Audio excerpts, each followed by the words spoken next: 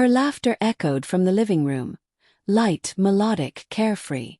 But beneath that sound I heard something else. Something sharp, mocking. I stood in the hallway, my hand still on the doorknob, the faint evening light slicing through the blinds. My phone buzzed in my pocket, one of those automatic notifications from social media.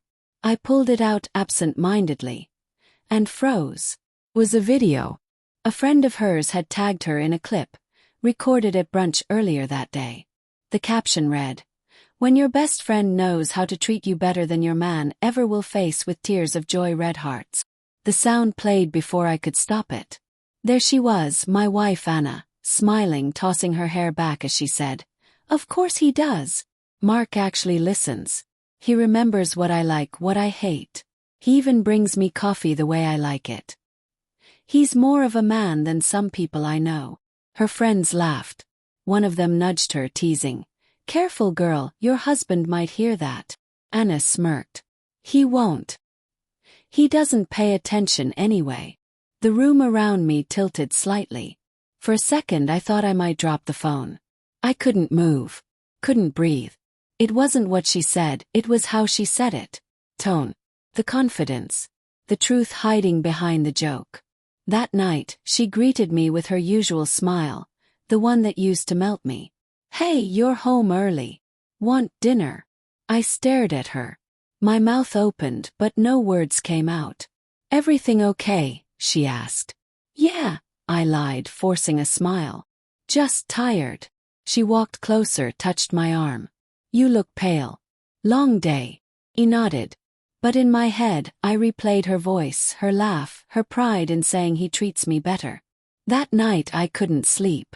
I lay beside her, watching the rise and fall of her breathing. Her phone buzzed twice, soft, muffled vibrations on the nightstand. I didn't touch it. I wanted to. God, I wanted to. But I told myself I wouldn't be that man. The next day, she said she was meeting some friends. She mentioned Mark casually, like it meant nothing. "He's been helping me with the new project," she said, slipping on her denim jacket. "You don't mind, do you?"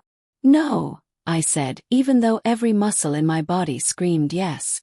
When the door shut behind her, I sat on the couch staring at my reflection in the blank TV screen. Something inside me cracked.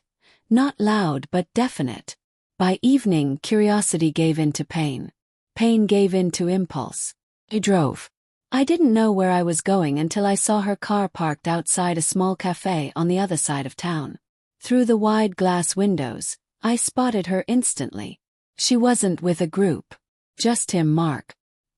He was leaning close, laughing at something she said. She was smiling in that easy, natural way, the way she used to smile at me. I parked a few blocks away and waited. Minutes turned into an hour. When they left, he opened her car door, his hand brushing her arm. She didn't pull away. Something in me shut off then. I didn't confront her that night. I didn't ask questions. I wanted the truth, but I wanted her to say it herself. So I played dumb. Listen. Days turned into weeks. Little lies stacked up like fragile cards. Late at work. Helping a friend. Girls' night. Every word, every glance, was a test of how much I could endure before breaking. Then, one Sunday morning I decided to find out what I already knew. She was in the shower. Her phone was on the bed, screen lighting up with a new message. Just a name, Mark, speech balloon. The preview read, "Last night was perfect. Can't stop thinking about it." For a moment, everything went silent. The water in the shower kept running. My heartbeat slowed. I opened the message thread. The words blurred, but I read enough. Memories, plans, secret jokes, affection disguised as friendship. And then a photo. Her hand in his. A bracelet I bought her glinting in the sunlight. She stepped out of the bathroom minutes later, towel wrapped around her, humming. I looked up. "Mark texted you." Her body froze mid-step. "What?" I said, I repeated quietly. "Mark texted you." Her eyes darted to the bed. I tossed the phone toward her. It landed beside her feet with a dull thud. For a long second, neither of us spoke. The only sound was the dripping water from her hair. Then she whispered, "It's not what you think." I laughed, sharp, broken. "That's the line, isn't it? The one everyone uses when they've been caught." Tears welled up in her eyes. "Please let me explain." "Explain what?" "How he treats you better. I saw the video, Anna. You were proud of it." She looked stunned. Her lips trembled. "It was a joke." "It wasn't," I said softly. "You meant it." Silence filled the room. Heavy. Suffocating. She sank to the bed, clutching the towel tighter around herself.